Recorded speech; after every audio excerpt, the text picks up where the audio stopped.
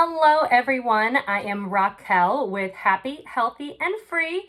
I am a mama of two boys who are 4 and 2, and today I am starting a brand new series called Montessori-ish. So it's Montessori-ish because I'm not a professional Montessori teacher or educator. I don't have any training. I am just a mama trying to do her best and practicing Montessori at home, and here very soon starting some Montessori homeschooling. So if that is something that interests you, please hit that subscribe button so you don't miss out on any future videos. But I wanted to start this video simply talking about what is Montessori, or better yet, who is Maria Montessori. So Maria Montessori was born in 1870. She was one of Italy's very first physicians. So that's awesome. Like, love her already, right? And then she opened up her very first Montessori school in 1907. And then other Montessori schools started opening up all over the place, all around Europe. And then the United States, we got our first Montessori school in Tarrytown, New York, and that was in 1911.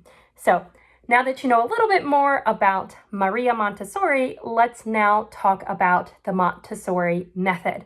So there are 4 main things I want to focus on today. I want to focus on the environment. I want to focus on following the child, focus on observation, and focus on practical life. So those are the 4 things we're going to briefly talk about.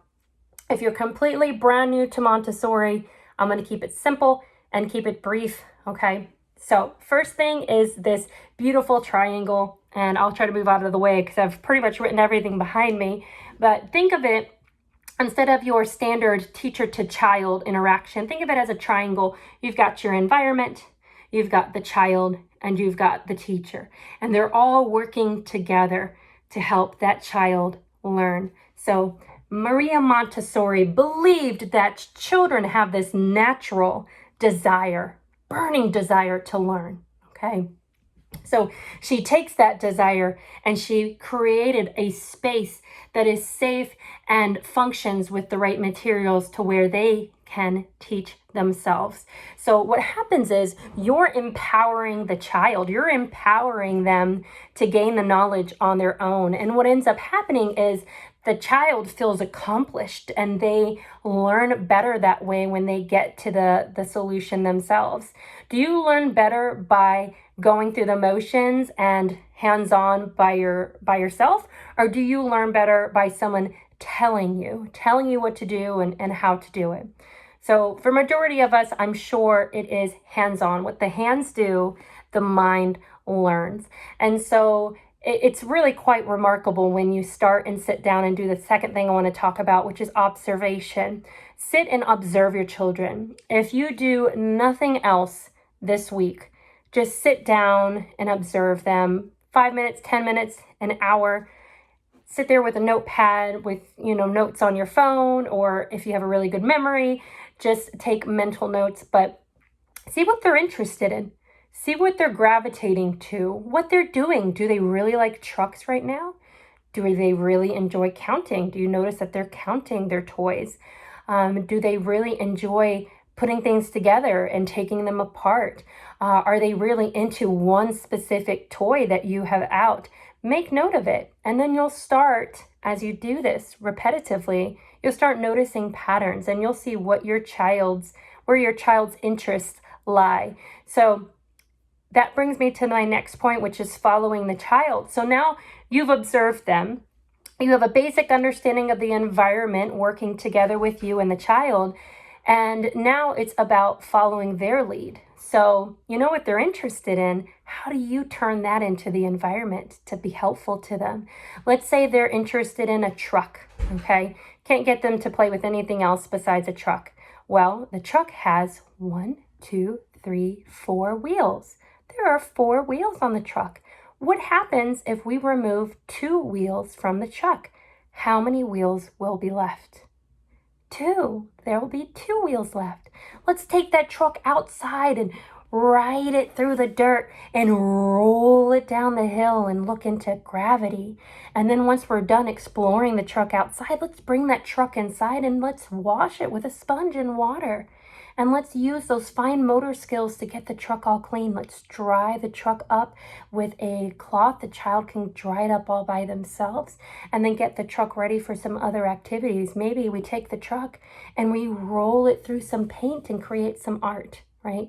So it's about taking that child's interest and running with it and following their lead. Like, let them lead you. You're just there to help, just really help them with the environment and help, if they need help, help them. If they don't need help, don't help a child with a task that they feel they can succeed on their own.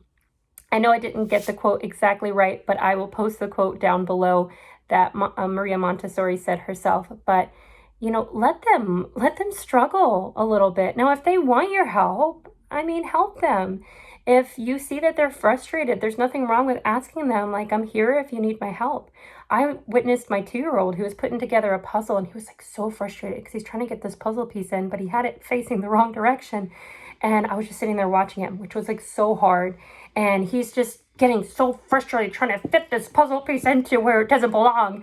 And I just watched him as he eventually turned it, still wasn't right, tried to push it in, and then he turned it again, and you should have seen his face. He was so proud of himself. He was so accomplished that he got that puzzle piece in all by himself. Mama didn't help. Raphael did that all by himself. So now next time he goes to put that same puzzle together, he's going to be a little bit better at doing it, right? And he's going to know if a puzzle piece isn't fitting and he thinks that's where it goes, that he can turn it. And he's going to get that to that conclusion a lot quicker. So just a wonderful philosophy. The environment, observation, following the child. And then lastly, I want to talk about practical life. Practical life. A lot of us get very focused, me included, on toys and materials and things that are Montessori. Like, is this Montessori? Is this toy Montessori? Well, that can get expensive. And I get that.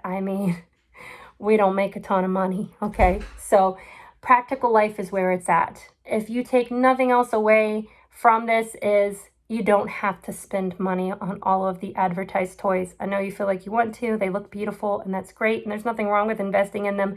But if you don't have the money to do so, just go to the Dollar Tree, get some sponges, work on some water transfer activities between bowls with the sponges. Dollar Tree even has big tongs for kids. They're like this big, to help with them with grabbing things. Get that, move some pom-poms. Have them wash a dish, have them sweep. My boys, they love getting their little spray bottles and wiping our front glass door. It's got like one of those, it's not even a screen door. I think it's called a storm door. And they just love standing outside, spraying that baby down and wiping it, spraying it and wiping it.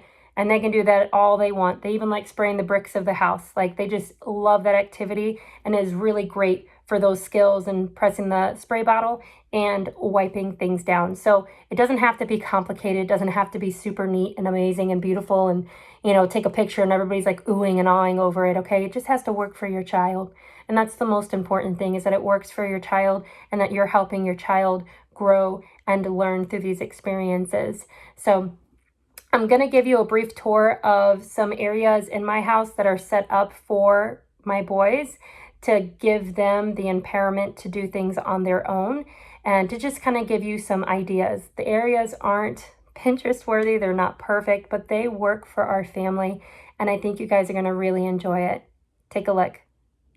I'd like to welcome you to the boys' kitchen. This is a little play kitchen that my mama got at a thrift store for like $5.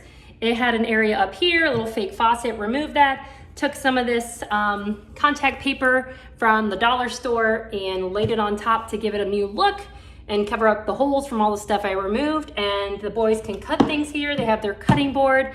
They have their own knife. This knife is clean. It's just stained from all of their cutting. They love cutting avocados with it, and that's what has stained it.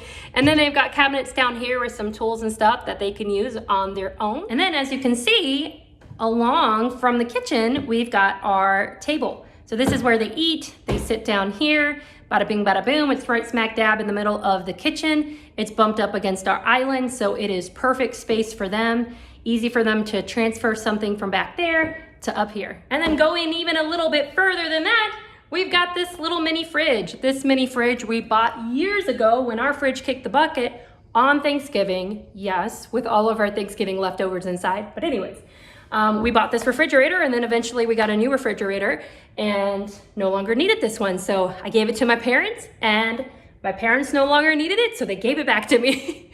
So this refrigerator has been around.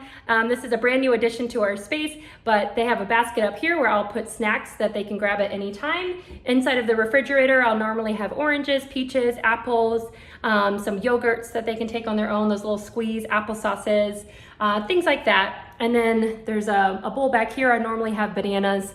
We got to go grocery shopping, so everything's empty right now, but I'm going to be going later today. And then we have this water jug here that I got from Walmart. I feel like it was like $16, but they can come over here and get their own water. They've got glass cups right here. They can grab their own water and serve themselves very carefully. Just walk a few steps right to their table, which is right across from here. And then this is the last space I just wanted to show you guys. I don't really want to get into the toys because I feel like so many people focus on the toys a little too much. But this is where they take off their shoes. They come in the door. This is right around from the front door. The front door is on the other side of this wall. And these chairs, my mom got at a thrift store for $1 each. $1 each. This basket I already had. I took some nails with some, oh my goodness, twine. Ran that across there with some clothespins from the Dollar Tree for them to hang up their artwork and be able to see it. And this is perfect. This is perfect for them. They sit here and put on their shoes, and they sit here to take off their shoes. There you go. And then if we just come slightly over here to the hallway, they can hang up their own jackets right here and bags and whatever they have to hang up. They've got complete access to it. It's on their level. And that's very important, is keeping things on kids' level. I want to start hanging some more artwork that's more down on their level. But it's a work in progress. Every day I'm trying to make this a better environment for my kids. I currently, right now, work full time. I work from home, but I work full time, just a standard 9 to 6 job. But I am hoping to have some more flexibility here soon where I can homeschool my boys full time and maybe work a little bit less. So I have some exciting things on the horizon. I'm going to be releasing very, very, very, very soon some DIYs for some classic Montessori materials that you too can do at home. So hit that subscribe button and definitely check it out. I pray that you, your family, your friends are happy, healthy, safe, and free. God bless everybody. Have a beautiful day.